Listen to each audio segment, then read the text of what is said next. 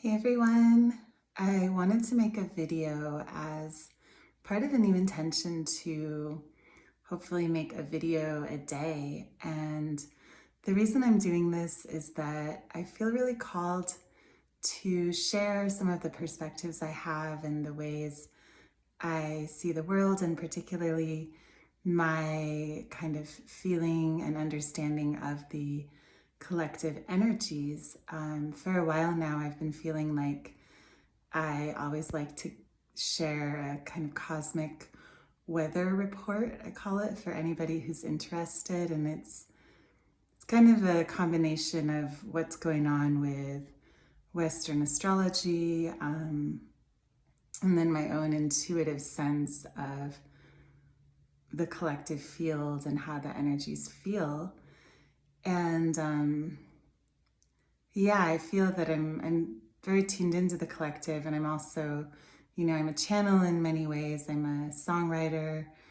I'm also an energy healer. I do a kind of quantum healing method where I channel a lot of information and can do healings with past lives and other things.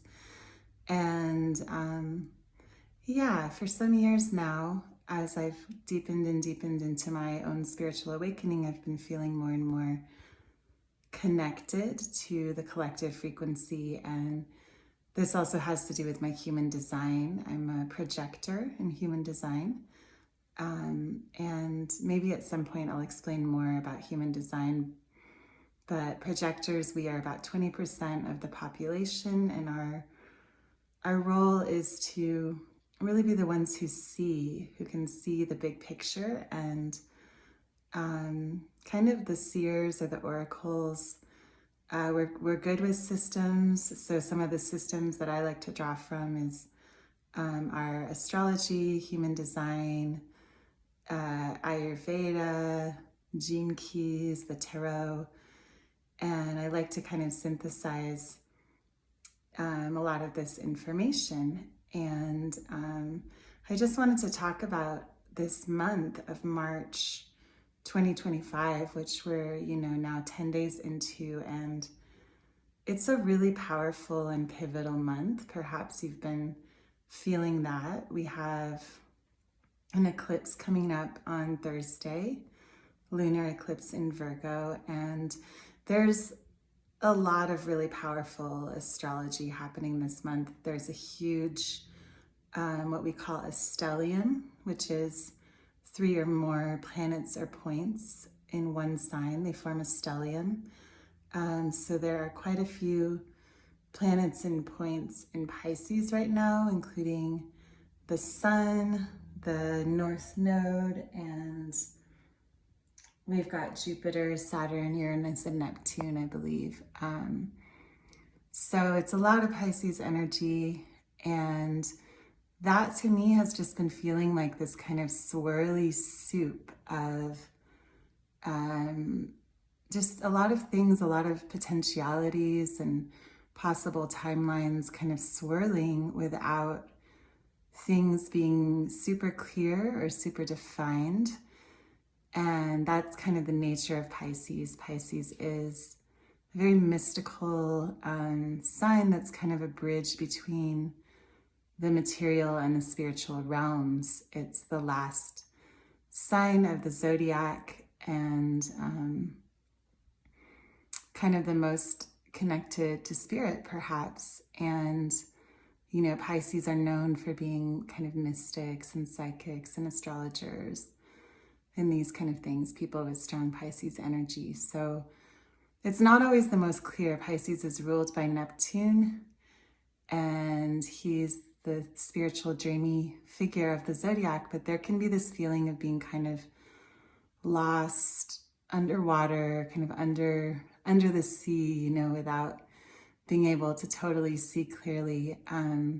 Pisces is also the last sign of the zodiac, the 12th and final sign, before the astrological new year begins at the spring equinox, and Aries season starts. And Aries is, of course, the first sign of the zodiac. So Pisces being the last, this can be a time when we have Pisces season or strong Pisces energy. It can be a time of cycles completion of things or endings. There's also a lot else going on. We're in a Venus retrograde right now that started on March 1st and will continue until mid-April. And when Venus goes retrograde, she's asking us to kind of look at the areas of our life, like love or money, finances, the feminine. And when she's in retrograde, it can be a time to kind of take apart the pieces and examine what's going on with these aspects of our lives. We also have this eclipse, lunar eclipse on 13th in Virgo, which can be asking us to really shore up our health. Virgo is a lot about the health. And then 2 weeks later, we have a solar eclipse on the 29th. So it's our first eclipse season of 2025. We usually have 2 eclipse seasons in each year, sometimes 3. We had 3 a few years ago. And often eclipse seasons do bring endings of things. They do kind of highlight what might need to be let go of in our lives. And they may also sometimes bring dramatic, abrupt endings to things that just are not aligned. It's always happening for us. And the more we can kind of gracefully release and let go of what is no longer serving us, the less chance of super abrupt and dramatic ruptures of things. Those tend to occur when we're not really listening to the messages and following our inner guidance about when it's time to move on from something. Of course, as humans, we need to have compassion for ourselves, because that is one of the most challenging aspects of human life, having to let go, and the kind of temporary nature of everything, including our own lives, is the constant transformation and change. It is very much an inarguable feature of this earth plane and our human lives, and yet it can be one of the hardest, one of the saddest, one of the things that brings the most challenge and grief for us. So the more gracefully we can lean into that, the easier kind of time we're going to have. And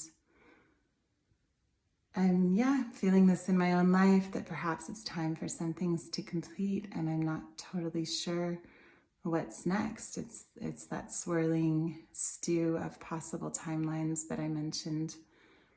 However, I'm going in with deep trust, entering into kind of a void or swirly space with deep trust in life, and for me, and Divine Mother, whom I work with and pray to each day. And I invite you to do the same. If there are areas of your life where you're feeling that completion is necessary, I invite you to listen to that inner call and lean into things, and to step into a sort of void, if that's what's going on, with full trust that life, God, the divine, has our back. I fully believe that, and believe that things always happen for us, even when they're challenging. So this is my first video of this new project, and it's getting long. I'll go ahead and post it now, but I just wanted to give that sort of cosmic weather report. And I'm wanting to make these videos, or this channel, whatever it ends up being, because I feel like I have a perspective that could be very helpful to people, and I feel like I have a compassion and a viewpoint that might help people have more self-compassion in their own lives. And I hope to uplift and inspire, and I am now finding the confidence to say, yes, I have something to say, and I have the capacity to uplift and inspire. And perhaps you want to do the same. Perhaps this is a call for you to also step forward, because this year, 2025, it's really pivotal, and we're really entering into this new era or new age that people have been talking about now for decades, and all of us have kind of been feeling that something big is coming, maybe the old is leaving, and lots of new things are coming in, and it's the dawning of a whole new era. You can see that all around us. We have AI just fully blasting into the scene all of a sudden in the last couple of years in a really more advanced way than ever before. You know, we have the rise of cryptocurrency. We have the kind of reorganization of all the old systems that we might have grown up with. What does work look like? What does family structure look like? What does home look like? What does partnership, even sexuality look like? All of these areas of life, you know, finances with the crypto, and also remote work and digital nomads and all of these things. We're just seeing so many sectors of society just being totally remade all around us. And it's quite an accelerated rate of change. Sometimes it makes my head spin. And so just offering compassion to all of us also as we just navigate this increasingly fast-paced rate of change. And I want this channel to be a refuge that might help you to feel better and feel comforted if you feel that things are crazy or strange or overwhelming. I hope that you can tune in here and find some reassurance, some comfort that everything is going to be okay, because that is ultimately my